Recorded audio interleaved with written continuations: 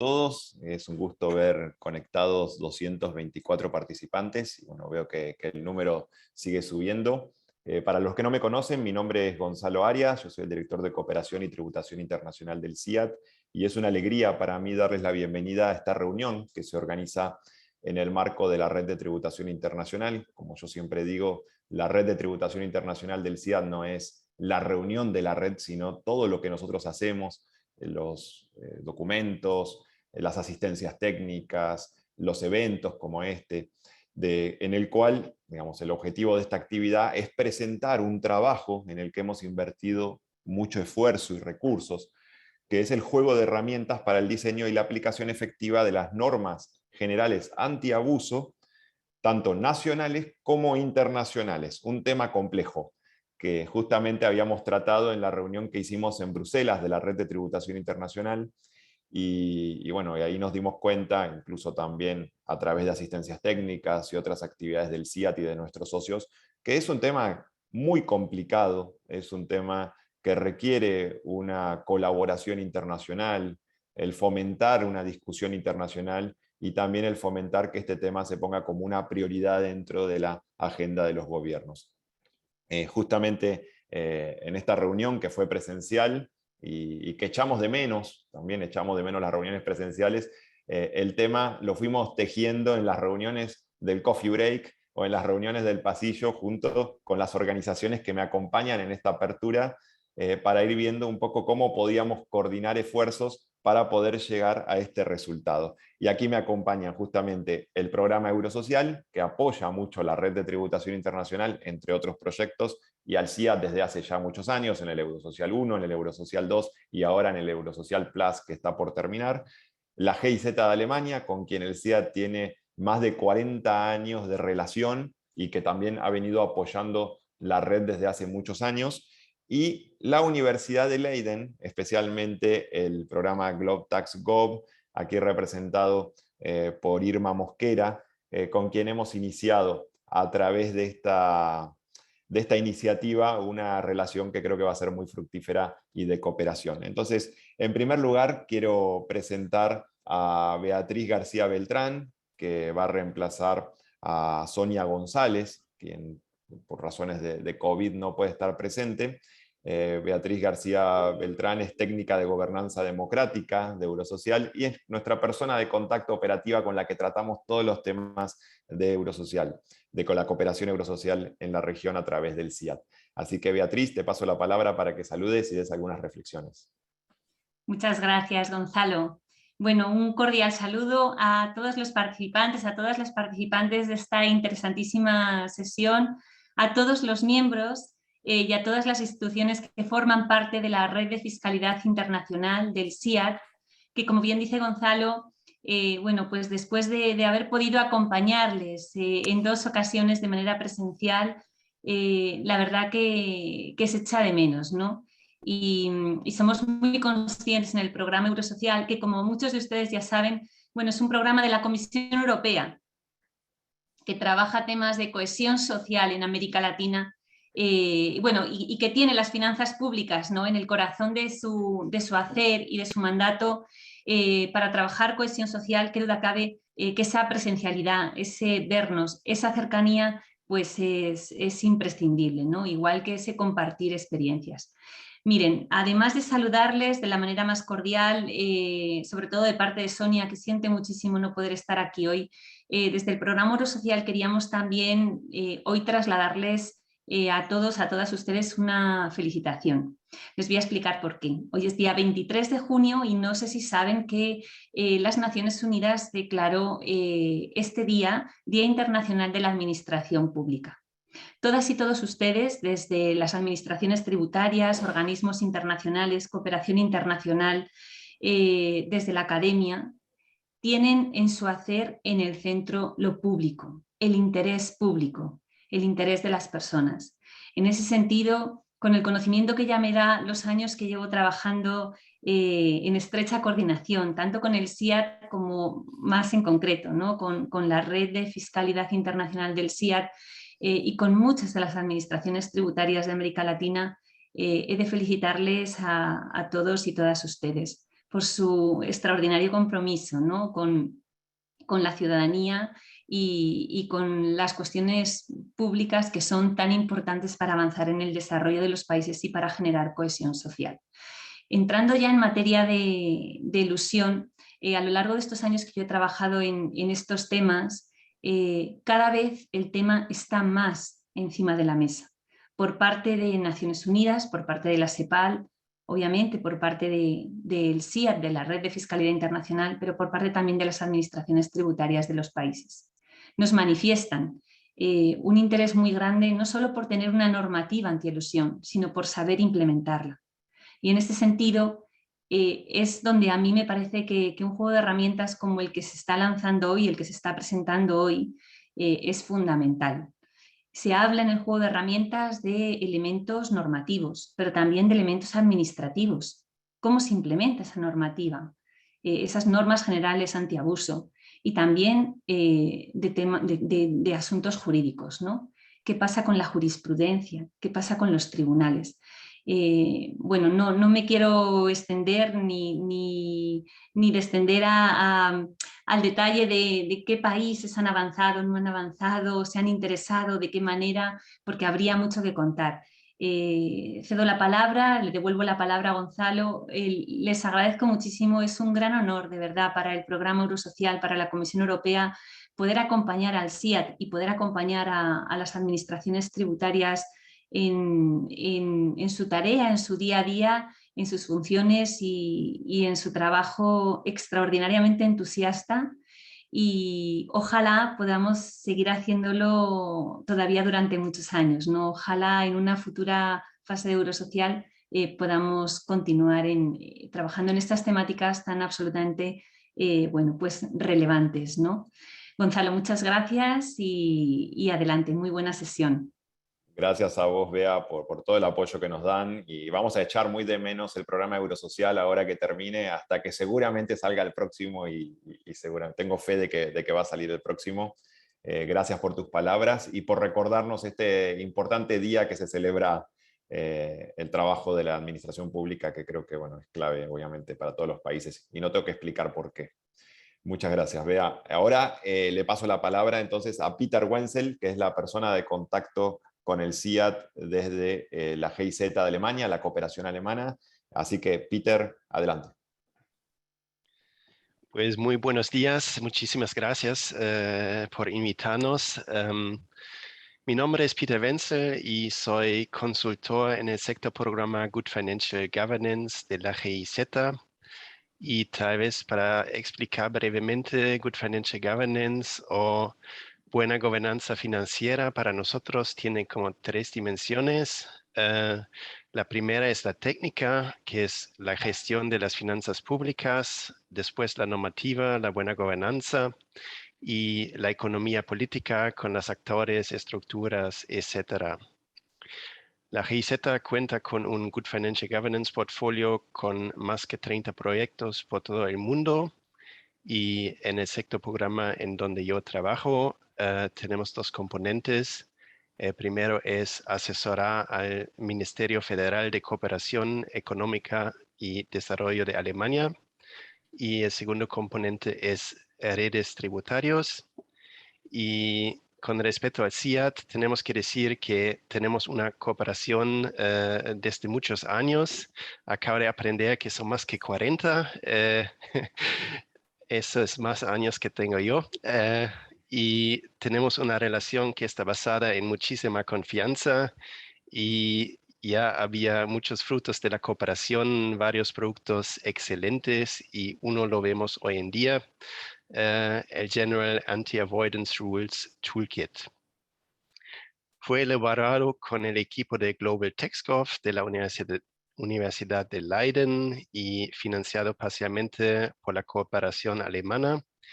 Y creemos que el toolkit viene sumamente oportuno porque hay que aumentar los ingresos tributarios para financiar el desarrollo sostenible.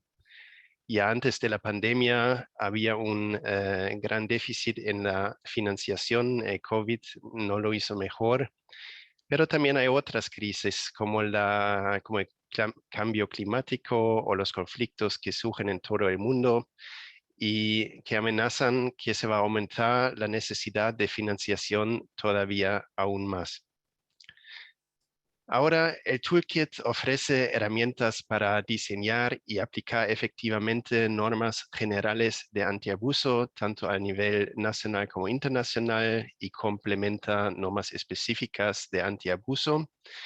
Y es sumamente importante porque vemos que empresas multinacionales y individuos ricos encuentran cada día ideas más creativas para evadir impuestos, y normas generales de antiabuso pueden básicamente ayudar a reducir esa evasión, pero solo si son diseñados y implementados efectivamente, y con eso ayuda el Toolkit. Lo que sobre todo nos gusta del Toolkit es que se dirige expresamente a países de desarrollo y que está con un enfoque sumamente práctico. Le felicitamos al CIAT y al equipo de Global TechScoff por el gran trabajo y agradecemos la organización de ese evento. Muchas gracias.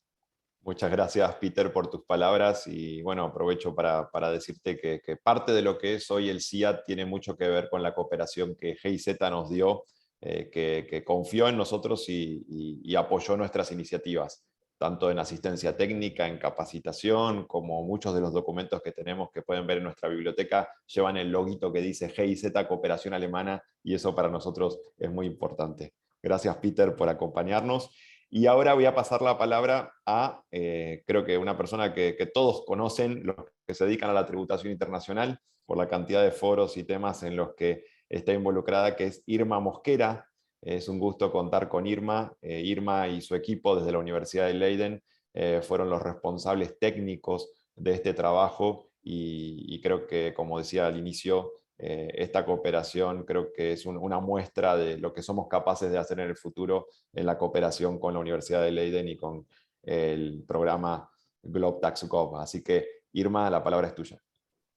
Muchas gracias, Gonzalo. Muchas gracias al CIAT Eurosocial y también a GIZ por la financiación de este proyecto. Tal vez un poco presentar el proyecto GlobTax.gov, que es un proyecto que es financiado por el Consejo Europeo de Investigación. Es un proyecto de investigación donde nosotros trabajamos los estándares mínimos de BEPS, incluyendo el Principal Purpose Test, y se trabajan en este momento con 8 países de Latinoamérica. Por ejemplo, está México y Colombia, pero también tenemos Nigeria, Senegal y otros países en Europa y en Asia.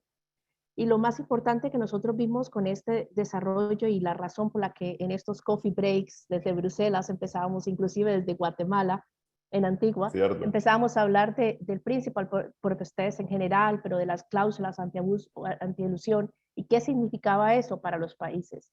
Y a raíz de eso fue que empezamos a mirar cómo podríamos colaborar. Y yo creo que ese ha sido un trabajo que, lo puedo decir con mucha honestidad, nosotros hemos aprendido a hacer un toolkit. No es algo que como académicos estemos acostumbrados a hacer. Y aprender a hacer un toolkit no es fácil, pero esperamos que les sirva a todas las administraciones tributarias. Y yo quiero que también acá destacar el trabajo de 3 personas. Primero, obviamente, Juliana Cubillos y Frederick, PhDs en el proyecto, que han sido los autores de este toolkit. Yo prácticamente lo he revisado, pero ellos han sido los que han trabajado, le han puesto toda la posibilidad de recibir los comentarios, y ellos presentarán después. Y también quiero agradecer el trabajo de la traducción, porque el toolkit lo entregamos en inglés, y hubo un trabajo muy extenso para una traducción en español, y eso es muy importante porque muchas veces se olvida esa parte, que también nosotros entregamos algo y los otros tienen que traducirlo y tratar de coger la esencia. Entonces es un placer para nosotros poder presentar, y esperamos sus comentarios y estamos abiertos obviamente a colaboraciones futuras. Muchas gracias. Bueno, muchas gracias, Irma, y muchas gracias a todos por materializar esta iniciativa. Ahora, bueno, sin más, voy a pasar a una presentación que preparé con la idea de introducir el toolkit y dejar más o menos el camino allanado para lo que va a ser la presentación que después van a dar los colegas del equipo de la Universidad de Leiden. Voy a compartir pantalla. ¿Están viendo la presentación? Bueno, básicamente quiero empezar mostrando la portada de este trabajo para que lo puedan identificar en internet. Abajo están los logos de todos los coorganizadores. Este fue un trabajo en equipo que salió bastante rápido, a pesar de lo que implica la coordinación y la cooperación. Lo hicimos en tiempo récord, creo yo. Es un documento manejable, es decir, no es tan extenso, muy fácil de leer y claro.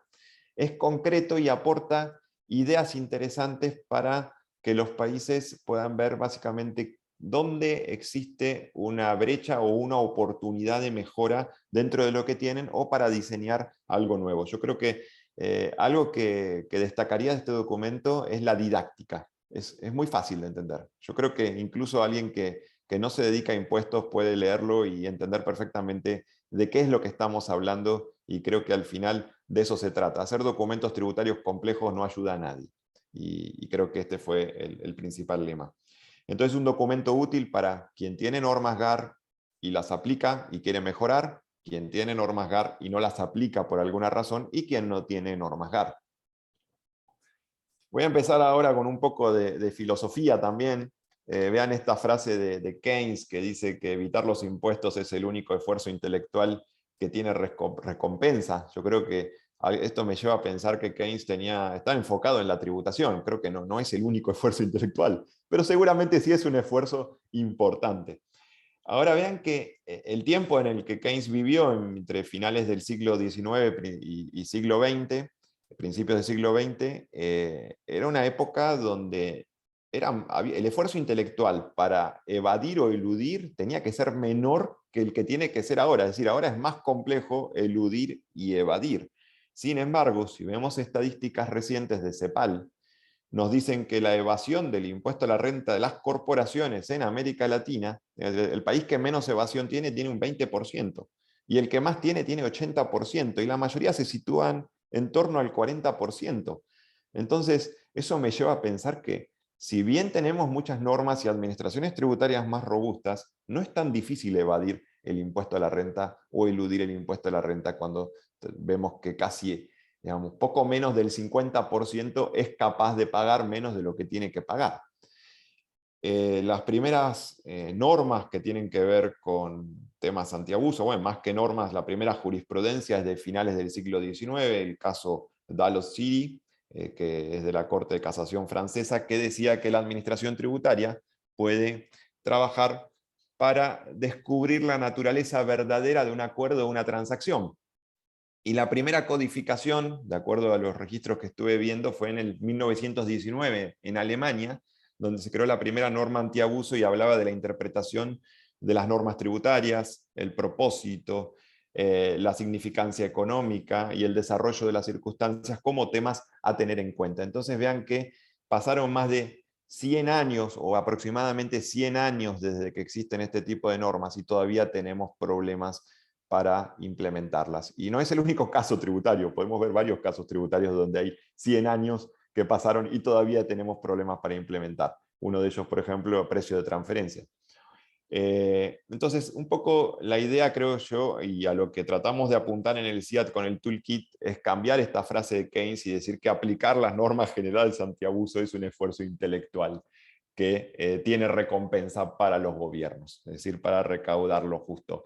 Y es un poco a eso a lo que queremos ir. Evitar que los países le tengan miedo a la GAR, que los contribuyentes le tengan miedo a la GAR, y que la GAR sea una herramienta aceptada y razonable.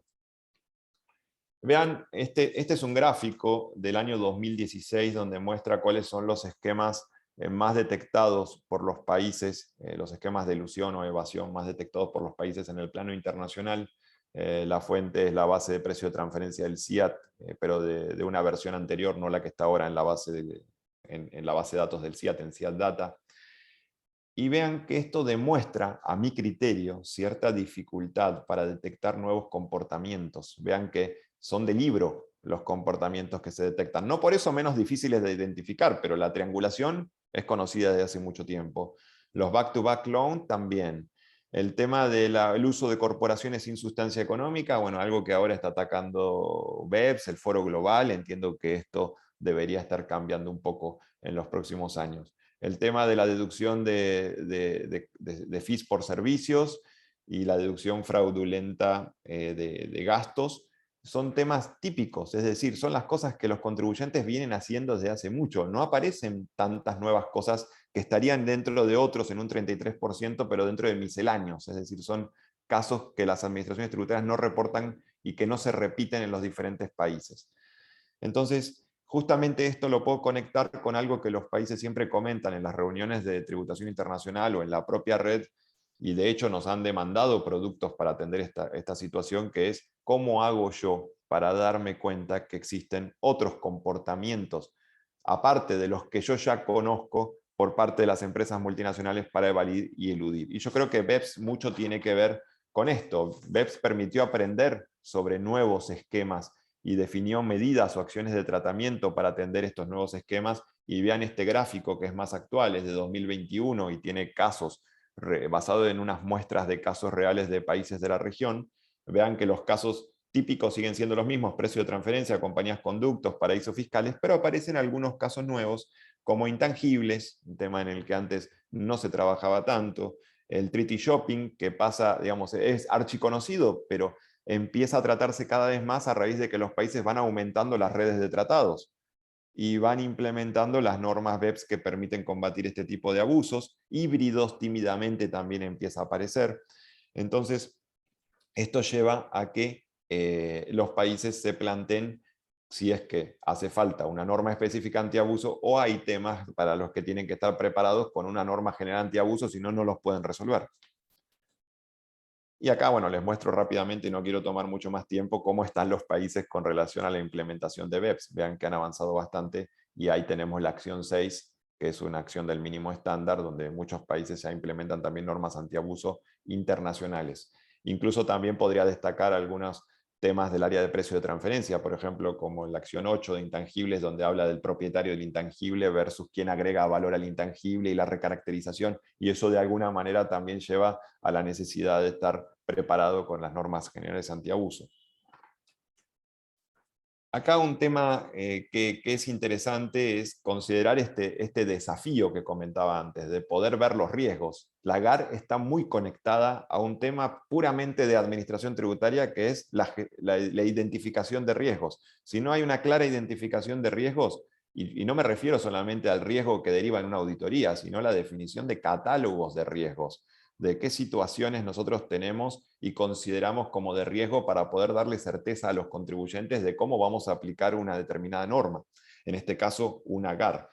Y ahí yo creo que al momento de diseñar acciones de tratamiento, conociendo un poco cuál es el escenario, es ahí donde aparecen los temas que se pueden resolver desde lo administrativo, es decir, con algún servicio de contribuyente, a través de una norma específica antiabuso que sea de aplicación directa y que pueda hacer disuadir un determinado comportamiento, y después viene el último recurso, si nada más podemos hacer la norma general antiabuso.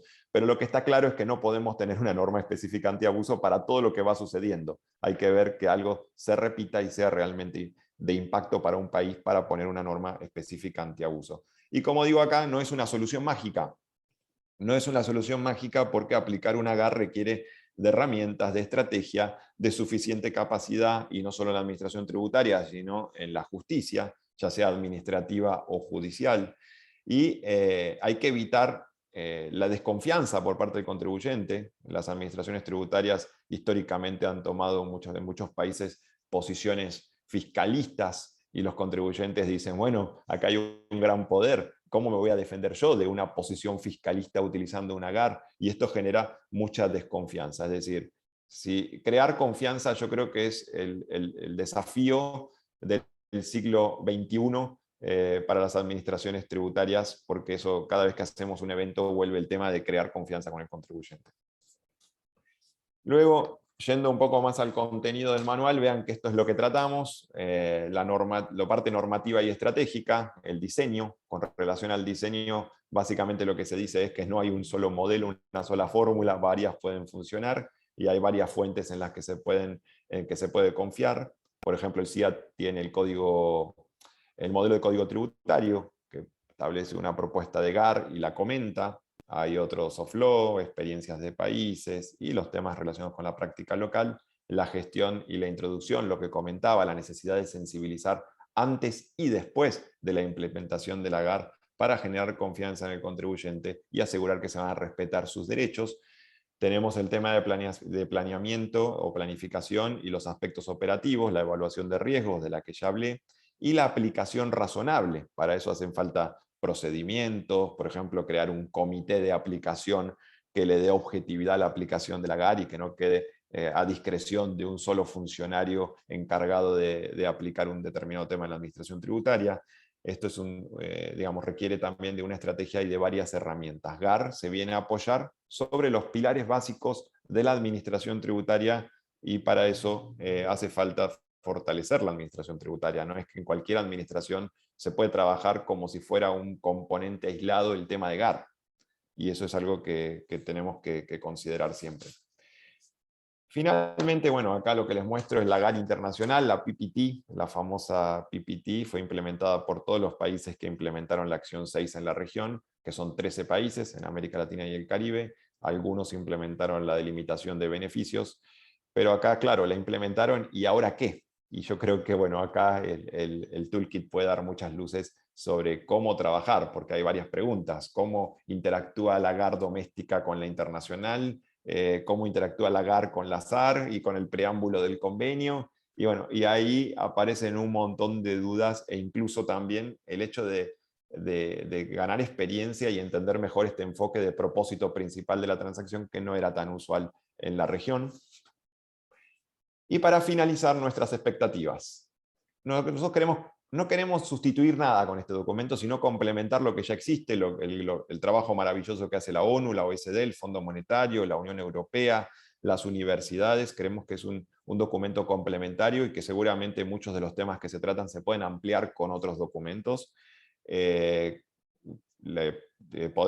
Tratamos los grandes temas, porque yo creo que a veces para una administración tributaria o para un director que tiene que lidiar con todos los temas y no es especialista necesariamente en esto, tiene que saber cuáles son los grandes temas para tratar GAR y dónde yo tengo un gap. Y es ahí donde viene el tema de la identificación de las mejoras y donde nosotros brindamos propuestas, que no hay una sola propuesta para cada caso. En muchos casos hay varias propuestas para cada caso y eso dependerá de la posibilidad práctica de la administración tributaria, del contexto del país y demás. Y a su vez, como digo, esto se apoya en la administración tributaria, tenemos documentos relacionados del CIAT que pueden servir, como el manual de gestión de riesgos, el modelo de código tributario, el manual de planeación tributaria internacional, que trata varios aspectos relacionados incluso con las GAR, con la SAR, y es muy interesante también el trabajo que hizo el doctor Eleno Torres sobre la ilusión, la evasión, la edición y el fraude, que también nos permite identificar casos donde se aplicaría una GAR.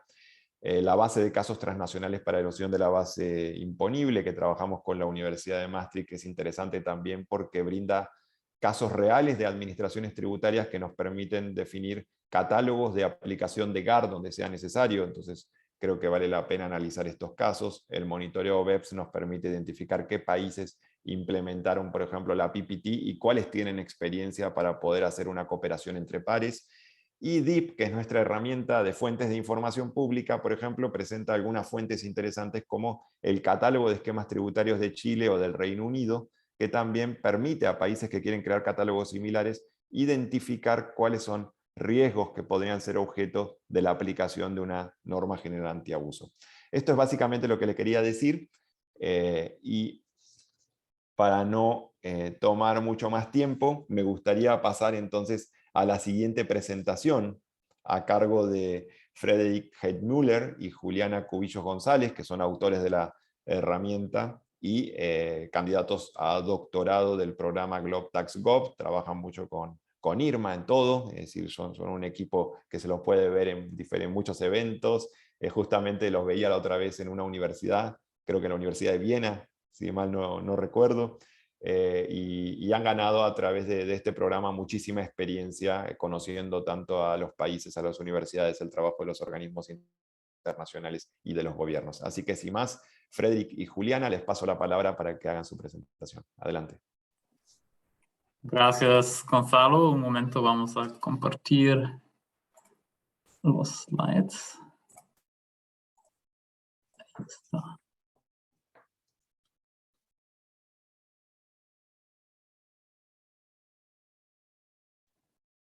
Ya. Vale, tuvimos una pequeña falla, pero pueden ver la presentación, ¿verdad? Ahora sí. Súper. Sí, ok. Bueno, buenos días a todos y muchas gracias a Gonzalo, al Fiat y a todos los sponsors para dar a nosotros esta oportunidad. En los 20 minutos que siguen vamos a presentar el toolkit que hemos elaborado junto con el Fiat.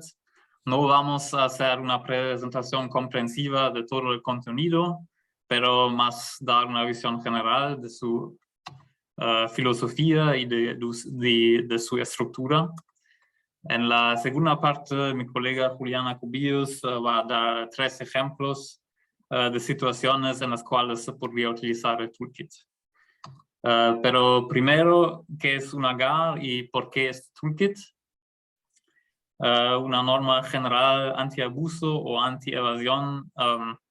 Bueno, es una norma que en términos generales pone que la evasión fiscal es prohibida. Sirve para permitir a la administración de desconocer esquemas o transacciones que parecen cumplir con las normas del sistema tributario, pero que frustran el propósito de la ley. Muchas veces son transacciones que no tienen mucha sustancia económica y que el contribuyente hace simplemente con el propósito de reducir su carga tributaria. Como la mayoría de los países ya han desarrollado muchas normas específicas, como por ejemplo normas de subcapitalización o de precios de transferencia, para luchar contra estrategias específicas. Los GARs son más un último recurso para luchar contra esquemas nuevas o esquemas para eludir esas normas específicas. Uno puede diferenciar entre GARs domésticas que hacen parte del estatuto tributario del país y GARs de convenio que tienen el ámbito más reducido de un convenio de doble imposición, pero que se pueden aplicar para todas las diferentes transacciones que pueden ser gobernadas por este convenio. Por eso también se utiliza la palabra GAR. Entonces, ¿por qué el toolkit? Pues como ya lo habló Gonzalo, GARs muchas veces existen desde hace mucho tiempo en los estatutos tributarios de los países. En el caso de algunos ya había GARs antes de cualquier otra norma anti-evasión específica. Sin embargo, las prácticas son muy diferentes entre países. Hay evidencia anecdótica de países donde la provisión existe, pero nunca ha sido utilizado por diferentes razones. Administraciones y también contribuyentes mencionan muchas veces que la aplicación de estas normas es difícil, como no son normas que uno puede aplicar de manera mecánica. Entonces, en este toolkit es sobre todo una colección de diferentes problemas que legisladores y también administraciones pueden encontrar alrededor de la introducción y la aplicación de una GAR. La intención no es y no era de crear un estándar de cómo se deberían resolver esos problemas, pero más de dar herramientas para encontrar una solución en el contexto específico del país. Entonces, incluye muchas referencias hacia prácticas de otros países, guías existentes desarrollados por instituciones como el IMF, la OCDE, las Naciones Unidas, o artículos académicos sobre el tema. Hemos estructurado el toolkit en 5 grandes capítulos que tratan de diferentes etapas y que según el contexto de un país pueden ser más o menos relevantes. Por ejemplo, en el primer capítulo en el cual mencionamos los diferentes argumentos en favor o en contra de una GAR doméstica o de convenio, es menos relevante por países que ya han introducido una GAR en la legislación. Sin embargo, por estos países todavía el capítulo sobre el diseño de la cláusula puede ser relevante si se hace un proyecto de revisión de la ley. Es importante mencionar que el toolkit no contiene una recomendación general que cada país debería introducir una GAR en el estatuto. Eso depende también de elementos contextuales que mencionamos. Pero discutimos los diferentes argumentos en favor y en contra que se han hecho en el momento de introducir GARs en otros países. Y la filosofía general un poco del toolkit es que la mayoría de los problemas que se mencionan en estos debates, como por ejemplo la disminución de la seguridad jurídica para los contribuyentes, se pueden manejar si la cláusula está bien diseñada y si los procesos alrededor son buenos. Ahora voy a dar la palabra a Juliana, que va a mostrar algunos ejemplos de situaciones en las cuales se puede utilizar el toolkit. Perfecto. Entonces, bueno, yo les mostraré 3 ejemplos. Cada uno de estos tiene que ver con, los 2 primeros están enfocados en la GAR, una GAR doméstica, el segundo es una GAR a nivel de tratados, y el tercero puede ser simplemente de forma genérica una GAR doméstica o de tratados, ¿vale?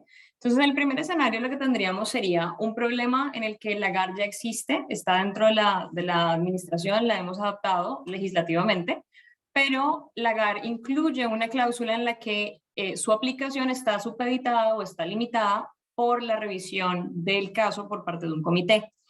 Y en cuanto a este comité, la legislación no indica nada, no indica una directriz, no explica quiénes deben conformarlo, ni en qué momento, ni si aplica para todos los casos que sean evaluados con la GAR o no. Ante esta situación, el uso del toolkit podría darse bajo las siguientes, al menos los siguientes capítulos o partes del toolkit que hemos desarrollado. Entonces, la primera sería el punto 556. Todas las referencias que tenemos acá son directas de lo que aparece con título en cada una de las 2 versiones del toolkit. Entonces, en ese primero está la sección dedicada únicamente a la aprobación del panel. En esa sección lo que vamos a encontrar es ¿qué sucede con el tema del panel? O sea, ¿qué personas tienen que conformarlo o podrían conformarlo?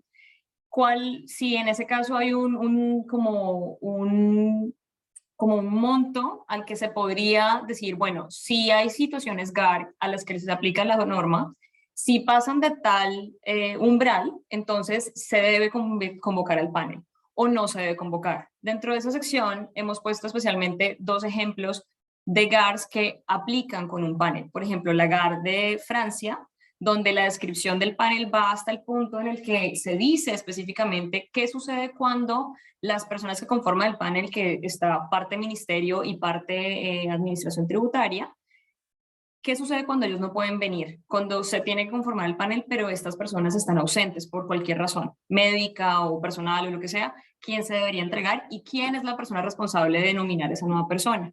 En el caso de Chile, lo que vemos también es que hay en una primera versión de la GAR, está convocado el panel, pero era mandatorio para el uso total de la GAR.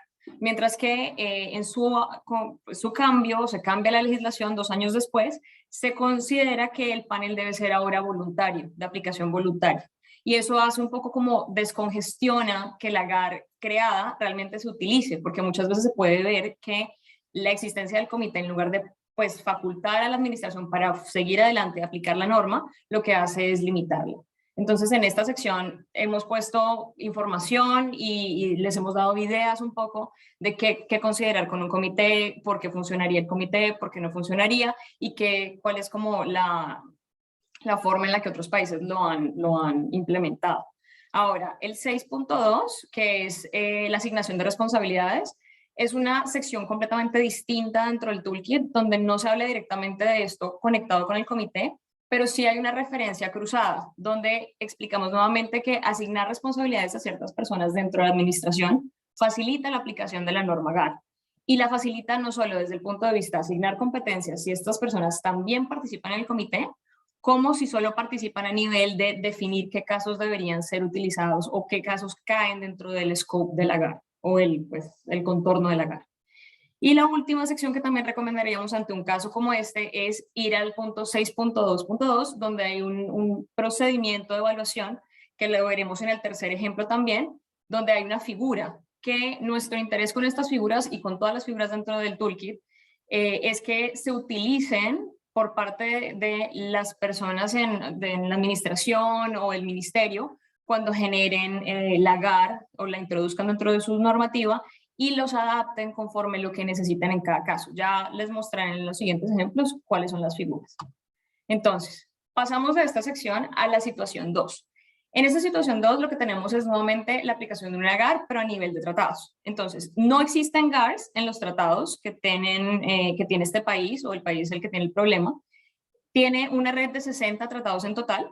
Se han dado cuenta que uno de esos tratados es el que canaliza la mayoría de la inversión extranjera. Y desde el punto de la posición del MLI o del instrumento multilateral, todavía no han ratificado cuáles son sus elecciones. Por lo tanto, no se puede saber cuál es el match entre este país y las decisiones de los otros países con los que se tienen tratados.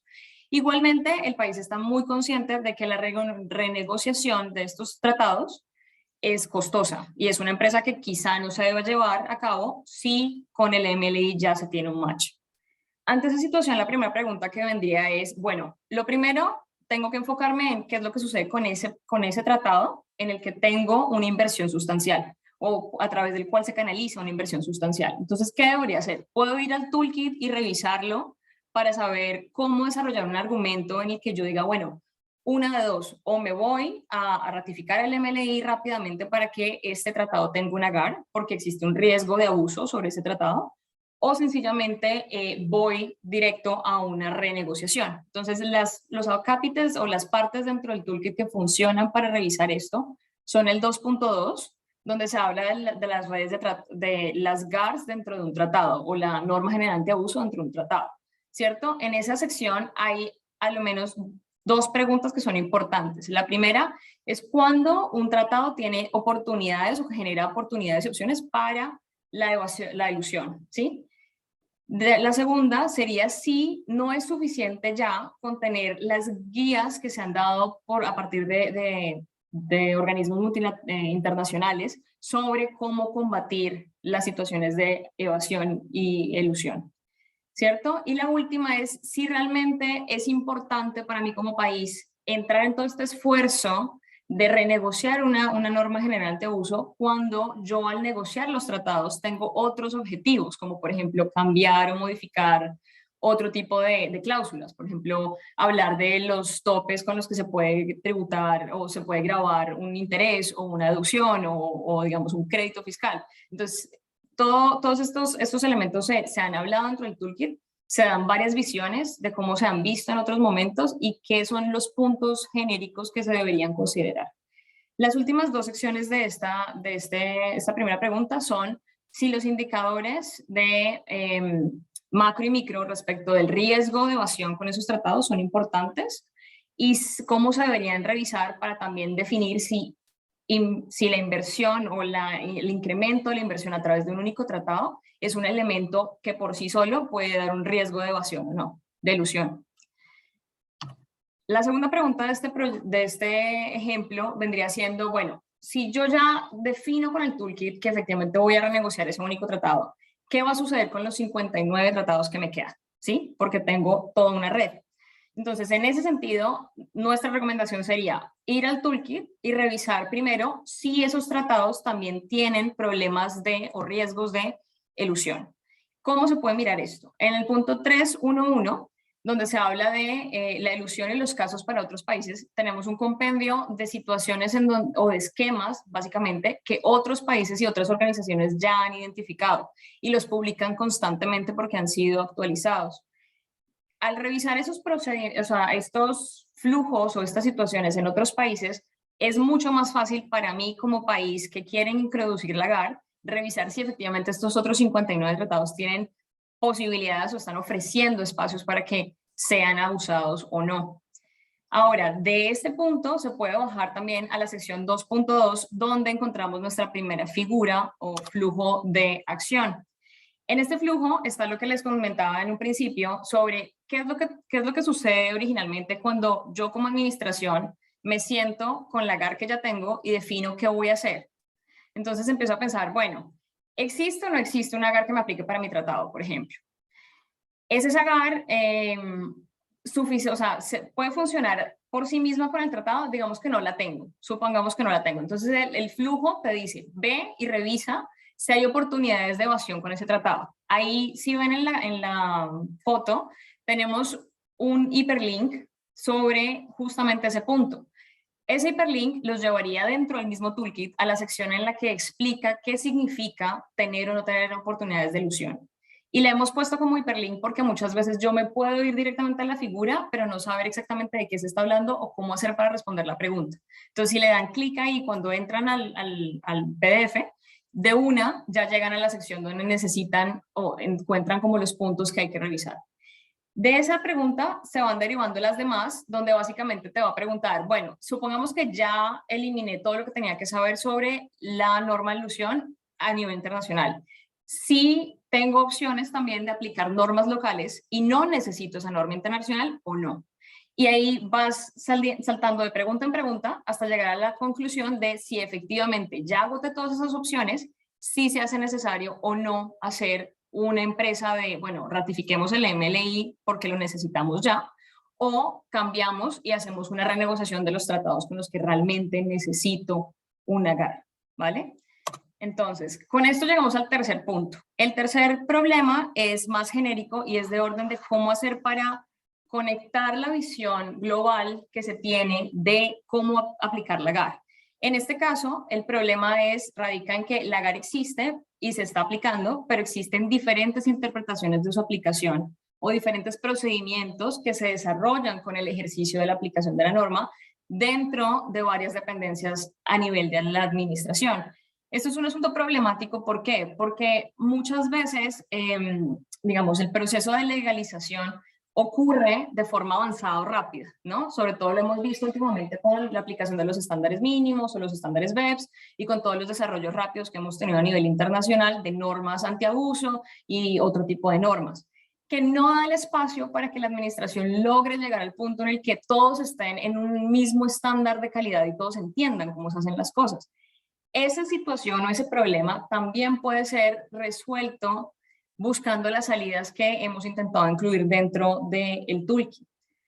En este punto vamos directamente al punto 6.2.2 de el flujo al assessment que les voy a mostrar a continuación y el 3.1.3.1 donde se ve más o menos la guía de explicación de cómo tiene o cómo se espera que la administración se una y comunique la forma en la que la GAR se va a aplicar para con los contribuyentes. Entonces, en este punto, lo que les digo de las dos secciones se ve de esta manera. Si yo identifico cuál es el esquema o los puntos genéricos dentro de la norma, entonces tenemos, hay reportes o hay, digamos, unos puntos específicos con los que yo puedo saber que hay una tendencia elusiva. Por ejemplo, si yo digo, bueno, la norma, no sé, tenemos dentro del sistema tributario una posibilidad de reducir la tarifa de retención de un interés. Y esa tarifa es menor, mucho menor, en cierto tipo de tratados. Entonces yo digo, bueno, estoy notando que hay mucha inversión que se hace a través de, digamos, de temas de fondeo, pero no con capital, sino con deudas. Y las veo canalizadas a través de este tipo de tratados. Entonces yo digo, bueno, posiblemente sí hay un esquema, ¿cierto? Entonces supongamos que no hay una norma dentro del tratado que haga directamente que esa reducción de la tarifa se vea corregida en ciertos casos, que eso sería lo que en la segunda pregunta del esquema sería una SAR o una norma antiabuso específica. Entonces digo, bueno, no existe. ¿Qué hago? Me voy al primer cuadro. Entonces empiezo a buscar cuál es el esquema. Supongamos que me doy cuenta de que el esquema básico con el que se hace este fondeo es con una holding en X país o X países con los que se tiene tratado. No hay una norma general y no hay una SAR para eso. Y así voy bajando y reviso en todo lo que está en el primer cuadro de análisis el esquema, si se da un beneficio efectivo, si ese beneficio está cubierto entre los casos que se espera tratar con la GAR o no. Y finalmente llego al punto del propósito principal, si hay un propósito principal que sea elusivo o no. Si hago todo este análisis, ¿no? Y todas las dependencias de la administración que hacen el mismo análisis con la GAR se guían por este mismo flujo, es mucho más simple que el problema original de no tener una idea concreta de todas las dependencias al unísono sobre cómo hacer para implementar la GAR se vaya resuelto. ¿Por qué? Porque ya les entregué la forma en que lo deben hacer, porque ya les di con el flujo, el diagrama, les di la instrucción de cuáles son los pasos a seguir. Es mucho más simple llegar a un resultado conjunto de esta manera y va a ser mucho más simple aplicar la GAR. Los puntos que ven en el recuadro punteado son exactamente los mismos elementos que hemos explicado dentro del toolkit que tiene que tener toda GAR. Así que es como un ejercicio coherente. Cuando se termina esta primera parte, se llega al punto en el que yo ya identifiqué, por ejemplo, que la GAR aplica. Y puedo ir a buscar al contribuyente para decir, como administración, para decirle, mire, yo le hice un assessment y la GAR se la voy a aplicar porque usted tiene un esquema, porque tiene un beneficio y porque ya está dentro del umbral de la GAR y ahora usted entregue mi información. Ahí pasamos al segundo punto que resuelve el problema, o digamos que le da a la administración guía sobre cómo resolverlo, y es cómo lidiar con el contribuyente. Acá viene ya la segunda parte del análisis de una GAR, que es básicamente, yo le pido al contribuyente información y lo notifico de qué es lo que estaba haciendo, y ese contribuyente me va a responder con un número pues como información, o va a llegar a una auditoría, o va a llegar con la administración a hablar con la administración para llegar a una resolución del problema. Quizás es un problema en el que la administración no estaba viendo lo que el contribuyente sí estaba viendo, o efectivamente es un caso de abuso que se ha cortado en el tiempo que debe ser. Con esto terminamos los 3 ejemplos. Sabemos que son demasiados datos en un mismo punto para absorber, pero si tienen dudas o necesitan hablarlo más o quieren saber algo específico, estamos a disposición, y bueno, esperamos que con esto se vea un poco más claro cómo se puede utilizar el tool. Bueno, muchas gracias por esta explicación. Yo creo que es fantástica, sobre todo con el uso de estos esquemas, que un poco a eso me refería cuando hablaba de la facilidad de la lectura, de la interpretación de todos estos temas que a veces son un poco confusos cuando uno los lee en prosa, empieza a leer y después dice, bueno, al final estamos en el terreno de la subjetividad, donde lo que parece no es, donde todo es posible y al final todo se conecta y bueno, ¿y qué hago yo? Tal vez es la pregunta que se hace en muchos países, y yo creo que este esquema es la clave o el valor agregado más grande que entrega el toolkit, que es la guía de preguntas, y bueno, y este esquema adicional que aportan a través de esta presentación. Así que muy agradecido. Llegamos al siguiente panel para respetar un poco el horario dentro de lo posible, porque entiendo que esta segunda sesión también va a dar mucho que hablar. Así que le paso la palabra a mi colega Narela Calderoni para que haga la moderación. Adelante, Narela. Muchas gracias, Gonzalo. Hola, un gusto estar aquí. Bueno, para la próxima parte de la agenda tenemos una mesa redonda y tengo el agrado de introducir a los 2 panelistas quienes tienen muchísima experiencia en temas de tributación internacional, apoyan no solo a sus países, pero también participan de capacitaciones, eventos, foros, trabajos de organizaciones internacionales como el CIAT. Entonces, les agradecemos muchísimo sus esfuerzos y el tiempo dedicado.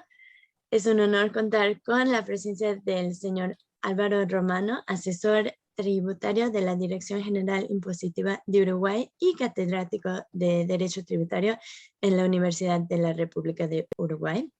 También tenemos al señor Carlos Proto, quien es el director de Relaciones Tributarias Internacionales en el Ministerio de Economía de la Nación de Argentina. Entonces, bienvenidos a los 2. Muchas gracias por estar aquí. Y bueno, iniciamos directo con la primera pregunta de la mesa redonda. Como hemos venido oyendo o escuchando, hay muchísimos detalles que hay que tener en mente cuando vamos a introducir o aplicar un GAR. Hay temas sensibles como por ejemplo la necesidad de mantener certeza de parte de los contribuyentes y otros efectos indirectos que puede tener y que es necesario considerar. Entonces, empezamos. En sus experiencias, ¿qué elementos o qué circunstancias son necesarias para considerar al momento de integrar un GAR doméstico o un GAR internacional? ¿Y cómo interactúan estas dos? ¿Hay un momento en cual se sobrepasan, incluso posiblemente con el preámbulo? ¿Cuáles son sus comentarios? Álvaro, por favor, si pudieras iniciar. Bueno, sí, con mucho gusto. Muchas gracias, Anarela. Quiero comenzar agradeciendo a la organización por la invitación. Siempre es un placer participar de estos eventos, en particular contigo, Anarela, y con mi amigo Carlos, que ya hemos tenido varias instancias muy productivas anteriormente. Asimismo, también quiero felicitar a los que participaron en la elaboración de este trabajo más que importante. La verdad que es un muy buen aporte para la actividad de todos los que practicamos esta disciplina. Y bueno, y por último, también en este breve preámbulo, aclarar que las opiniones que voy a realizar en este foro son estrictamente a título personal y no involucran a las organizaciones en las que desempeño funciones. Bueno, muy bien.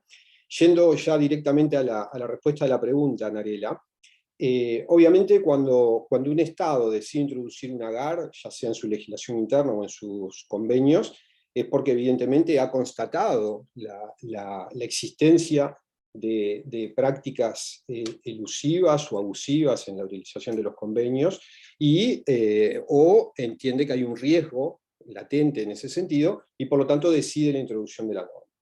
Ahora bien, ¿qué se debe tomar en cuenta, preguntabas, a efectos de un efectivo diseño de este tipo de normas?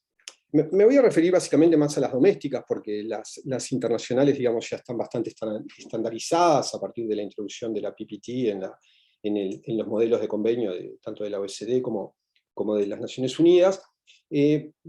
A mí me parece que al momento de definir el diseño de una GAR, en primer lugar, se debería hacer un repaso en lo que es el derecho comparado, es decir, en las experiencias existentes en otros países. El toolkit en ese sentido ofrece una amplia gama de ejemplos donde se puede consultar.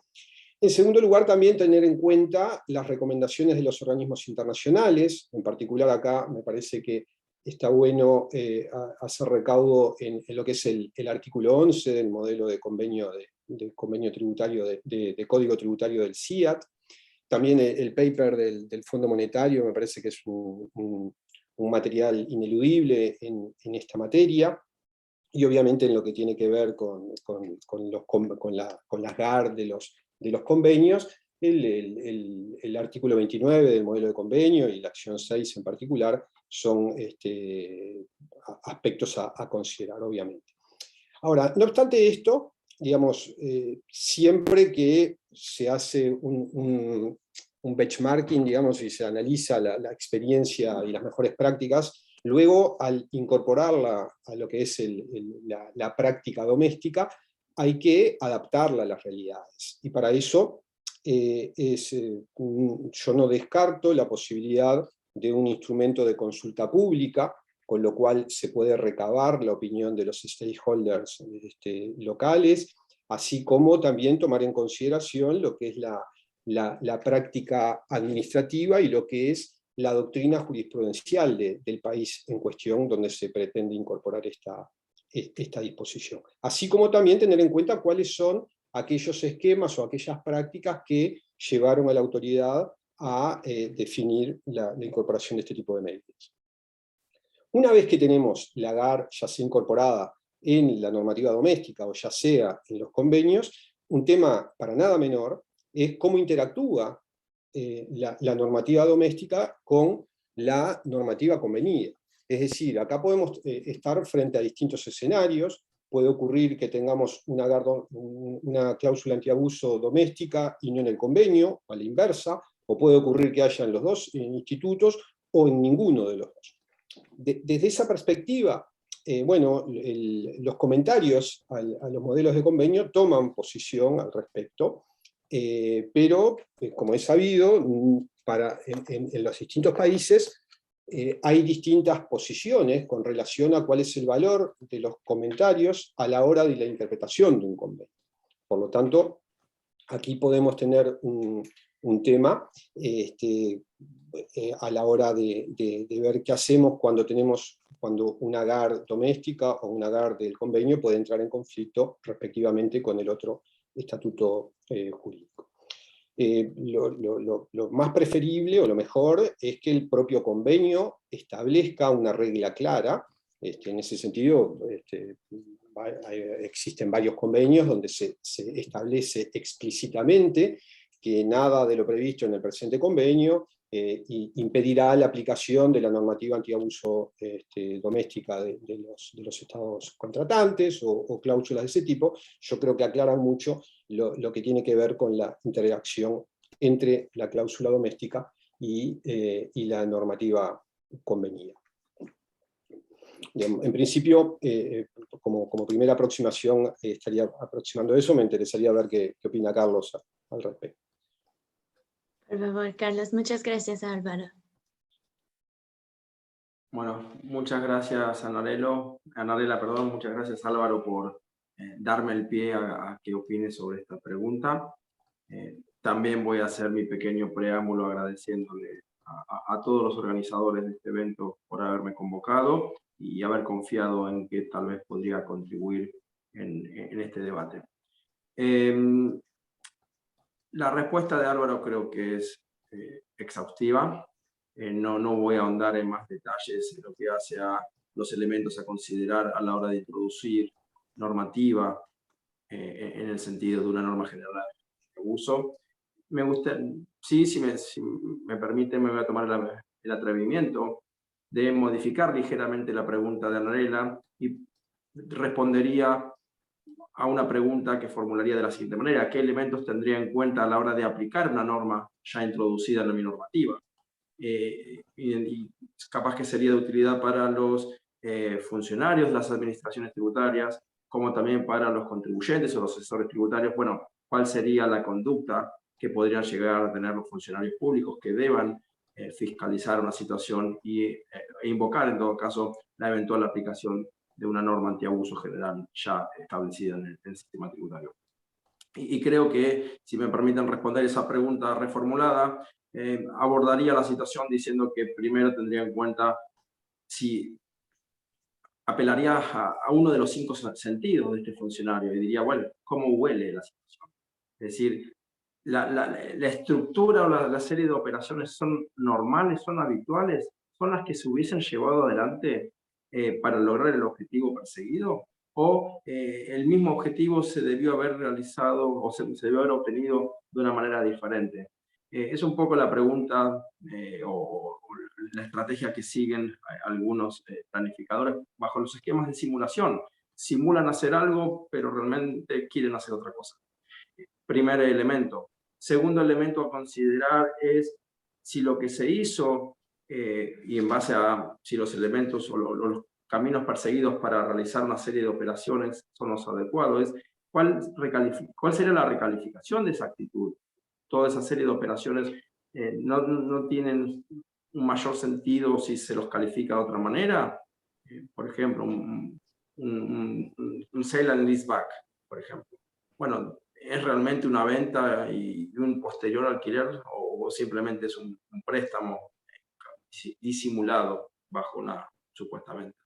Y así para cada una de estas situaciones. Yo buscaría cuál es lo que luego la normativa derivó en materia de tratados internacionales, en el marco de la acción 6 que tanto describían, es justamente cuál es el propósito principal que tiene el contribuyente. Y como no es más fácil analizar qué tiene en la mente el contribuyente, la norma es mucho más simple y dice, es razonable concluir que uno de los principales propósitos fue el de obtener un beneficio tributario que no habría obtenido de haber realizado la transacción tal como lo hubiese hecho un sujeto bajo otras circunstancias, es decir, una persona de buena fe no hubiese obrado de otra manera. Entonces, esos son los elementos que hay que tener en cuenta, es tratar de ver si una serie de operaciones huelen mal y debieron haberse realizado de otra manera, que llevarían seguramente a un tratamiento tributario diferente, ergo más gravoso y menos beneficioso para el contribuyente.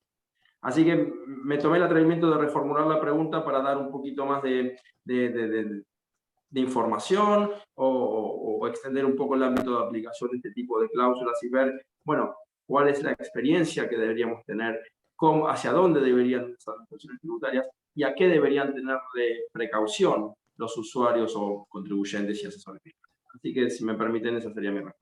Gracias. Muchas gracias, Carlos. Creo que fue perfecto, no se hubiera complementado mejor si lo hubiéramos planeado, porque Álvaro nos dio primero que tener en mente para diseñar al momento de adoptar la norma, y tú nos diste la información complementaria de una vez teniendo la norma que hay que tener en cuenta para aplicarla. Y creo que eso iban algunas de las preguntas que vimos en el chat y en el panel anterior, fue cómo se puede justificar la aplicación de la norma. Entonces creo que fue muy buena y muy completa la respuesta a esa primera pregunta. Vamos a pasar a la segunda. La segunda pregunta apunta a la resolución de disputas. Cuando se aplica una medida antiabuso, especialmente internacional, como por ejemplo de que aplicamos el artículo 29 y el contribuyente no va de acuerdo, ¿es que se puede resolver esto por medio de un procedimiento amistoso mutuo, PAM, o será ideal otro tipo de mecanismo que han visto en sus experiencias? Por favor, Carlos, empezamos contigo. Bueno, gracias, Anarela. La pregunta es muy interesante y me voy a permitir nuevamente hacer variaciones sobre la misma pregunta. La tuya fue clara, es qué pasa si un tratado internacional ya contiene una norma antiabuso y lo que se está desafiando es la correcta aplicación de esa norma antiabuso prevista en el tratado internacional por parte de una administración tributaria. Bueno, obviamente, ante cualquier indicio que tenga el contribuyente respecto de que esa norma ha sido mal aplicada y los actos que derivaron de esa mal aplicación de la norma del convenio, si esos actos son contrarios al convenio en sí, y a la hora de hablar qué se entiende por ser contrario a un convenio, hay que analizar otras cláusulas del propio convenio, si se violaron o no en esa mala invocación de la norma antiabuso. Bueno, si hay un acto contrario al tratado, claramente el contribuyente tiene habilitado el recurso del procedimiento de acuerdo mutuo. En los modelos se encuentra en el párrafo 1 del artículo 25, tanto OCDE como Naciones Unidas.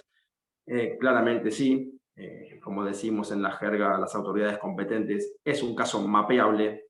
Y lo interesante es que algunos tratados, no los que suele firmar la región, pero sí es la costumbre de algún país europeo, Alemania, por ejemplo, suele limitar el acceso al procedimiento de acuerdo mutuo en situaciones abusivas. Es más, de hecho tiene esa reserva en el MLA para lo que es el arbitraje tributario que propone la parte 6 del MLA, que era una cuestión optativa, y Alemania es uno de los tantos que aceptaron el arbitraje como resolución de controversias cuando no hay acuerdo entre las autoridades competentes. Entonces, bueno, primero veamos si hay alguna restricción en el propio tratado respecto de que en casos abusivos no se pueda recurrir al MAP. Pero si no existe esta restricción, el estándar, y de nuevo, y el estándar protegido por la acción 14, porque de eso se trata, los convenios deben permitir el acceso al MAP incluso en situaciones de abuso, y en todo caso, las circunstancias que llevan a la aplicación de la norma, si están bien o mal invocadas, si debió haberse aplicado o no la norma antiabuso, lo deberán discutir las autoridades. Ese es el primer escenario y creo que con eso respondí tu pregunta, pero dije que iba a ser una variación y voy a entrar en un terreno un poco más discutido, que tiene que ver con qué pasa cuando la norma general antiabuso aplicada por la administración tributaria está en la ley interna y ante un gran silencio del tratado tributario, escenario 2A, y otra es el tratado tributario también tiene una norma antiabuso, pero no es la que se aplica, sino que se aplica la de ley interna.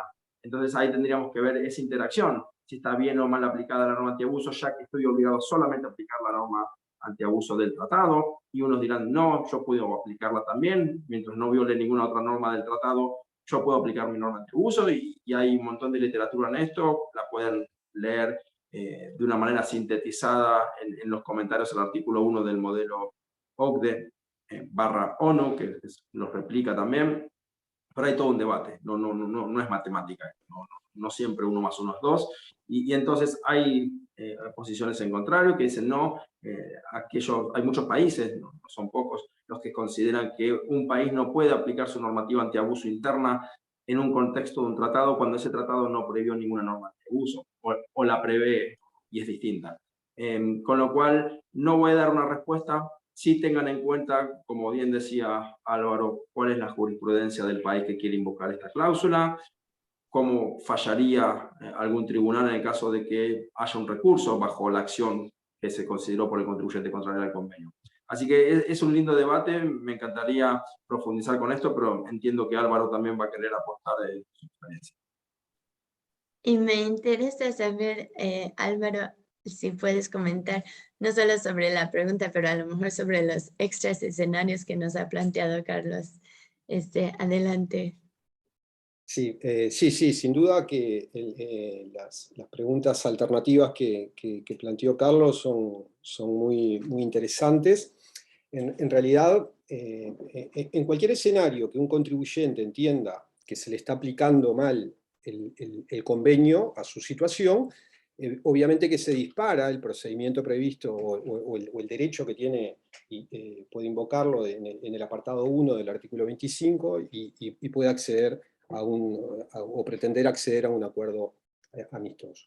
Ahora, ¿qué ocurre? En el escenario que me quedé pensando que acaba de plantear Carlos, donde la administración tributaria le niega los derechos a los beneficios de un convenio en ausencia de una cláusula general antiabuso en el propio convenio, y refiriéndose a la normativa doméstica, obviamente que hay que analizar cada caso en cuestión, y hay que analizar el convenio en su contexto general. Es decir, no es lo mismo, o no sería lo mismo, se me ocurre un convenio que tenga, por ejemplo, el nuevo título y el nuevo preámbulo de los modelos de convenio, donde como todos sabemos, a partir del modelo 2017, tanto el título como el preámbulo hacen referencia a la elusión tributaria y a que los convenios no deben tratar de prevenirla y de no generar situaciones que la faciliten o la favorezcan. También, obviamente, que va a depender de la jurisdicción en la que está situado el contribuyente o la otra o el otro estado contratante, cuál es su doctrina jurisprudencial, cómo se evalúa la interacción de las cláusulas antiabuso doméstica con relación a la normativa convenida. Por lo tanto, no es posible dar una respuesta en abstracto, en términos genéricos, con países innominados, sino que habría que ver la situación, cuáles son los países en disputa y cuál es el convenio que los vincula, qué modelo tiene, etcétera. Digamos, pero eso es un ejercicio bien interesante el planteado, ¿no? Carlos, eres panelista, no necesitas levantar la mano. Bueno, por favor. tenía miedo que pases a otra pregunta y quede en el aire la idea que quería compartir, gracias al comentario de Álvaro. A ver, Álvaro dijo, ¿qué pasa cuando un convenio tiene el nuevo título y el nuevo preámbulo? Y me gustaría compartir un poco por qué hay un nuevo título y un nuevo preámbulo en los modelos desde el año 2017. Bueno, justamente porque aquellos convenios que no tenían una clara indicación de que el propósito de los estados al momento de suscribirlo era no solo fomentar el intercambio de bienes, de capitales e incluso de fuerzas laborales, de personas, y también eliminar la doble imposición que va de suyo, también se dieron cuenta que era interesante incluso dejar sentado que el propósito de los estados es luchar contra la evasión y la elusión fiscal, incluso combatir el tritillón. Eso quedó claro con la acción 6, pero no es caprichoso.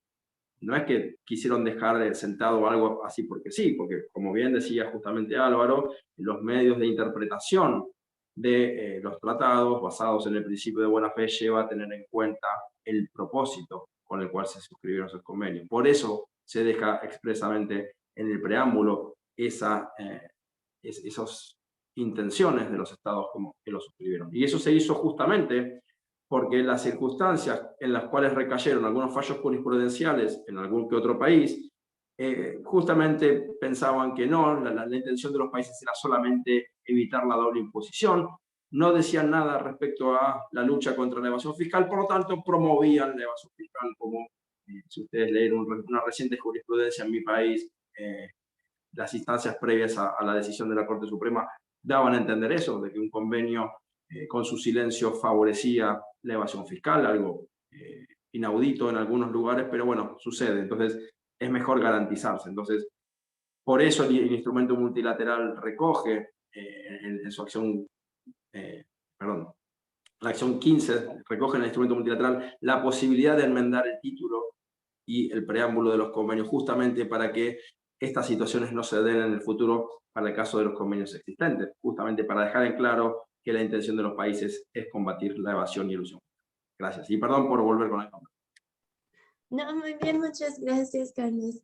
Exactamente, es ese balance entre qué dejamos en silencio y qué apuntamos específico, pero cuando lo dices específico eso puede crear sus propios problemas y por eso estamos aquí con el toolkit. Entonces, muchas gracias a los dos. Voy a saltarme una pregunta porque estamos un poco retrasados, entonces voy a irme a la última pregunta, la cual creo que puede ser de más utilidad para especialmente los funcionarios de administraciones tributarias que tenemos presentes. Entonces, para complementar toda la información que se encuentra en el toolkit con la experiencia vasta que tienen ustedes dos, les quisiéramos preguntar qué herramientas administrativas han visto útiles o necesarias para que un GAR internacional, como los que se encuentran en los tratados, puede ser lo más efectivo posible. Adelante, por favor, Álvaro. Sí. Bueno, en realidad todo lo que aporte claridad y objetividad a la aplicación de una GAR, obviamente que es bienvenido y por lo tanto, digamos, estaría minimizando lo que son las críticas que se suelen hacer desde el sector privado a este tipo de cláusulas, relativas a que estas cláusulas traen falta de certeza jurídica y eso puede afectar a la postre en el buen clima de negocios.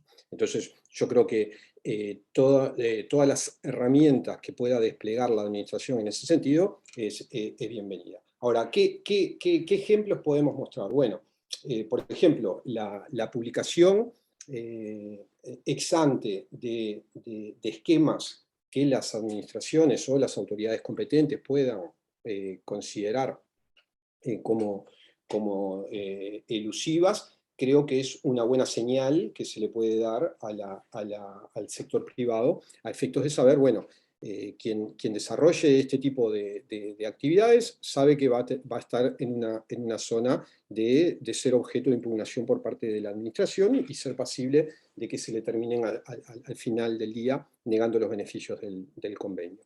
Eso también va a inhibir, y por lo tanto va a tener un segundo efecto positivo, y es que va a inhibir de la realización de ese tipo de actividades con esa apariencia.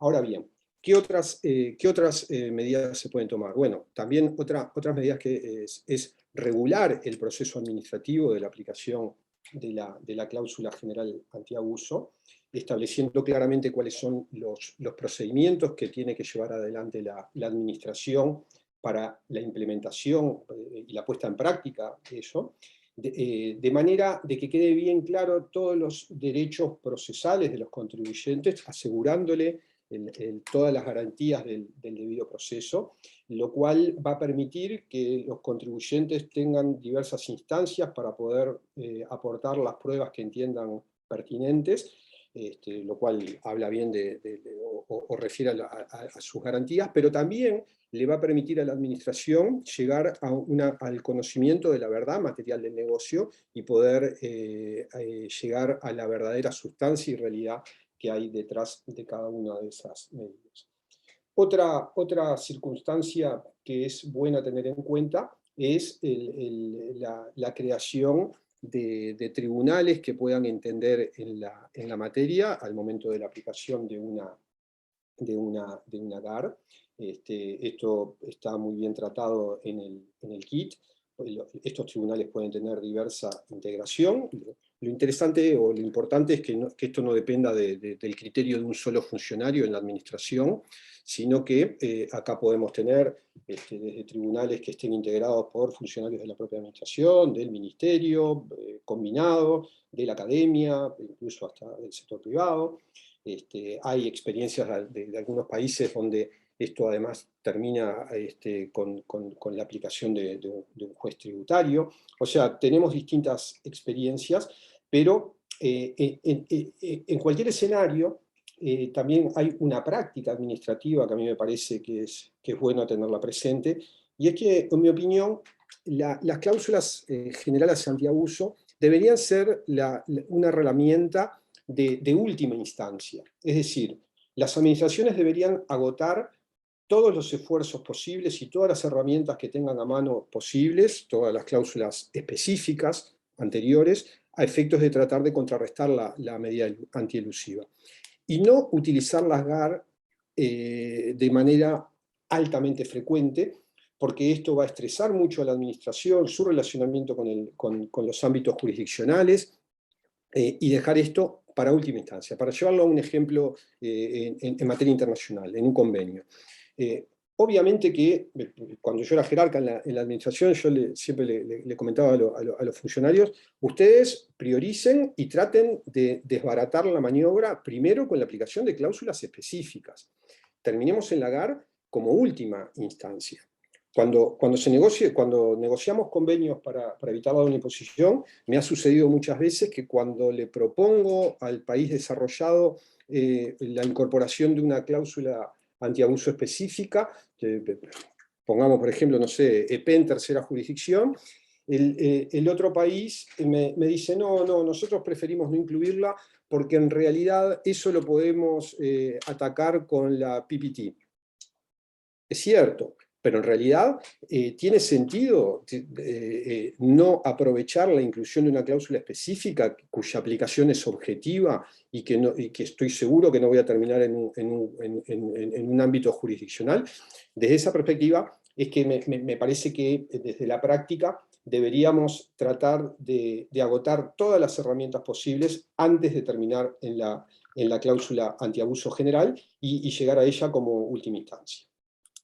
Exacto, muchas gracias Álvaro, voy muy de acuerdo con los comentarios.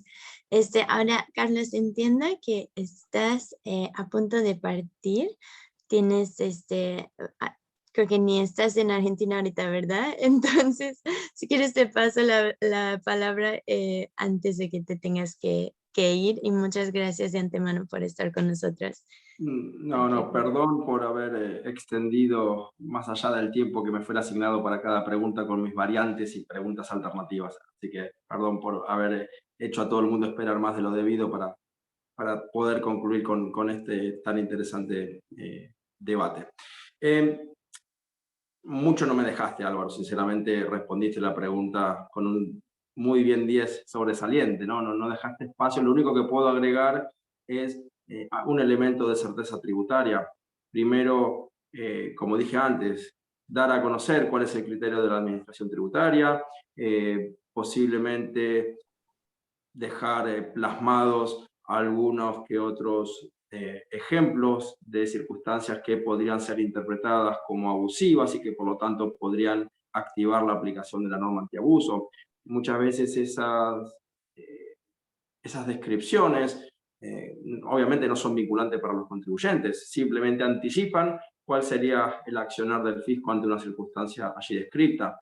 Esto genera certidumbre e incluso podría ahorrar debates en órganos judiciales. Se evitarían la controversia sobre un caso práctico en sí, porque si bajo alguna característica un contribuyente o un conjunto de contribuyentes tributaristas o la comunidad en general considera que la pretensión del fisco es excesiva y no se ajusta a derecho, lo pueden desafiar ya no sobre el caso, sobre el hecho consumado, sino a priori, cuando identifica este tipo de maniobras que a creer del fisco son abusivas. Entonces, antes de que se genere la imposición contraria al tratado o la acción administrativa no conforme a derecho, se puede de alguna manera atacar, y seguramente, si tiene razón la comunidad, el fisco tal vez deje de insistir con ese tipo de calificación, porque sabe que es muy probable que de ir a la justicia no le den la razón. Así que ese es un elemento de certidumbre. Yo siempre, en materia de normativa antiabuso o no, considero que siempre es bueno que la comunidad sepa cuáles son los criterios que tiene el fisco, sobre todo en materia de tratados para evitar la doble imposición. Es siempre bueno anticipar el criterio para evitar las controversias. Eso es certidumbre, certeza tributaria, que ahorra costos en litigios y que justamente evita hacerle pasar un mal momento al contribuyente.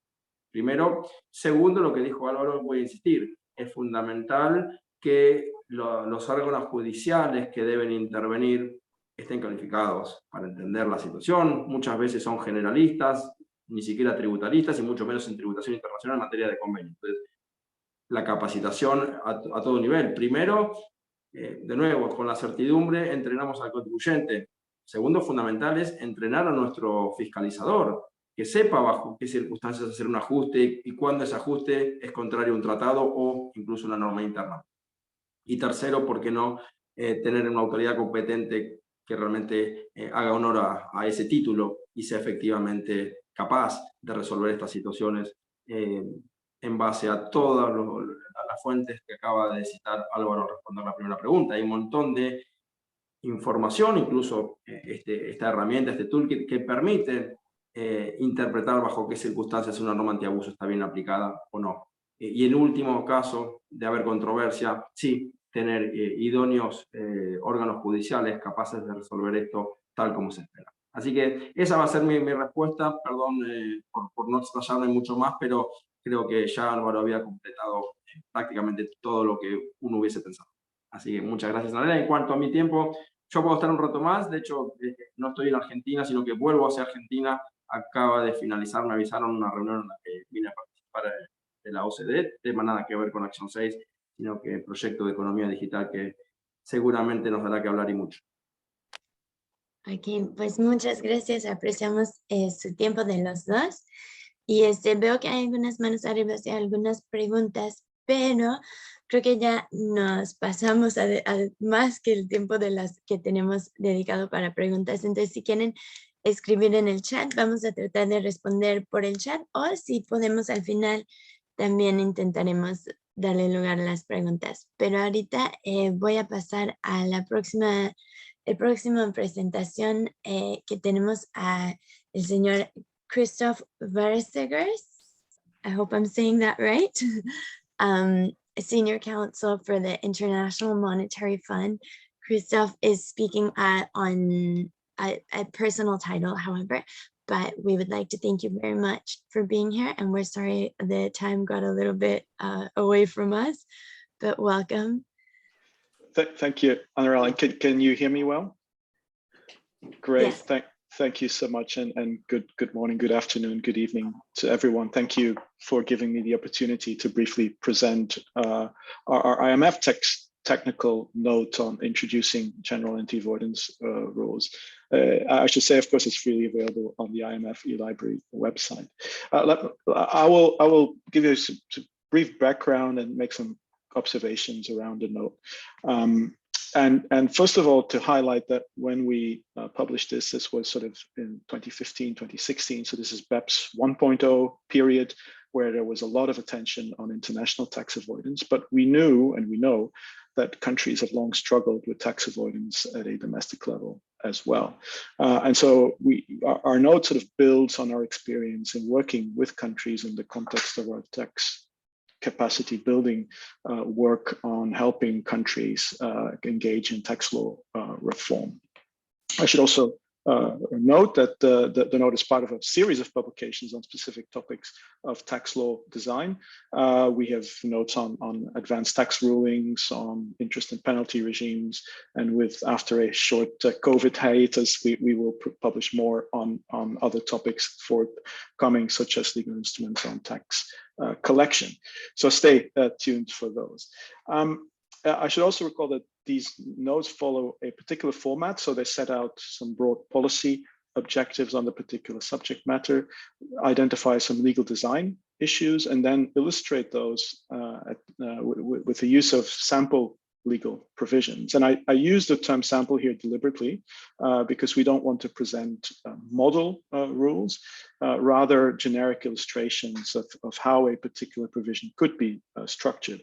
And of course, the specific implementation, the design, and the specific setting needs to be tailored to each and every jurisdiction in light of the particular policy objectives, etc. But also, of course, local legal traditions and administrative and judicial settings. And this applies perhaps even more to GARs, given that drawing a bright line between acceptable tax planning and unacceptable tax avoidance is notoriously difficult to do, given complexities of tax law, complexities of commercial transactions. And of course, tax avoidance is a notion that reflects societal views as well on what is acceptable and unacceptable. And these views differ from country to country, and indeed within countries, and can change over time. But perhaps for the same reasons, i.e. the complexity of tax laws, and BEPS 2.0 is not going to make things easier, and the complexities of modern commercial transactions, countries often find that they do need a provision of this nature in their toolbox to protect their tax system against abuse. And in this respect, GAR can serve a dual function. So it can be both a preventative and a remedial tool. Preventative as a signal to taxpayers, investors that abusive transactions and arrangements will not be tolerated, and then of course as a remedial tool to address those if those practices do occur. So we see both functions there. I'm also keen to say that we see GAR as an additional tool in a tax administration's toolbox. And in fact, our note talks about a provision of last resort. And we don't see this as a measure of desperation. That's not what we mean. What we mean is that it's one of the tools in the arsenal that countries have at their disposal to combat tax avoidance, and also a tool that generally should only be used when there's no other more effective tool or avenue available. And in terms of those other ways to address tax avoidance, I mean, we continue, of course, to stress to countries that they need to pay general regard to the quality of their tax legislation and their tax law drafting. We know from experience that countries with particularly complex or outdated laws are often more vulnerable to tax avoidance. Secondly, because the degree of judgment in operationalizing and using a GAR is inevitable, countries should, as much as, and the difficulties associated with that mean that countries should generally use more bright line rules to combat specific forms of abuse or avoidance, safe harbor rules, specific anti-avoidance rules. I think previous speakers have referred to that as well, and we obviously agree with that. Despite all that, we still believe it can be necessary to think about a GAR as a general backstop to addressing abusive practices, and introduce one or improve one if currently one exists but is not proven to be effective. We still stress, in the context of our discussions with countries, that when countries think of adopting one or improving the operation of one, it needs to be considered within the context of the whole governance framework of the tax system. I think others have stressed this as well. And so it needs to be accompanied with appropriate safeguards, provide certainty to taxpayers, procedural fairness, etc., as others have said as well. And we know that this can be very tricky in particular country settings, given that many countries, for instance, struggle with effective tax dispute resolution mechanisms, in particular where it involves the judiciary. And so we recognize that these things can be very tricky, and therefore another reason why countries should be very careful in using these potentially quite disruptive tools. But perhaps the most sort of important message of our note is that given that I'm a lawyer and my role at the fund is one of providing legal design advice, is that the design of the rule itself also matters. And so in the interest of time, I'll just highlight one aspect of the design elements that we present in that note. And that's the question of the standard that's required for finding whether an arrangement or a scheme, as we call it in the note, is determined to be abusive and therefore can be caught by the GAR for being recharacterized or otherwise ignored by the tax administration. And so the sample we provide in the note requires that the sole or dominant purpose of the taxpayer in carrying out the relevant arrangement was to obtain a tax benefit. And so we believe that this relatively high bar is appropriate for most countries, as it helps to ensure that the GAR is only effective against wholly artificial arrangements, or conversely, that it leaves genuine commercial transactions intact, even if they may result in a more favorable tax position for a particular taxpayer than another option that might have been available to them.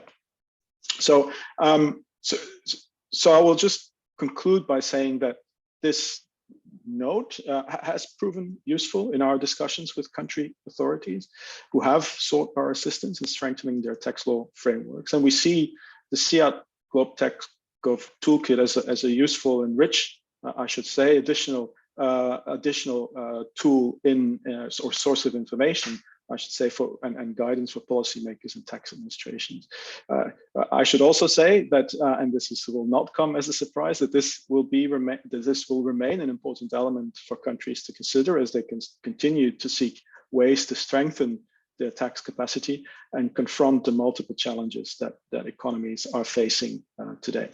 So I'll stop there, and thank you again for inviting me, for your attention. And I'll stick around for the discussion later if there are any questions that I might be able to address. Thanks. Thank you very much, Christoph. I think that was a very well-rounded explanation. You touched on everything from tax culture to when to apply the GAR, and even when to decide if it is abuse, which I think is one of the main issues that we've been seeing throughout the webinar and just throughout the existence of general anti-abuse rules.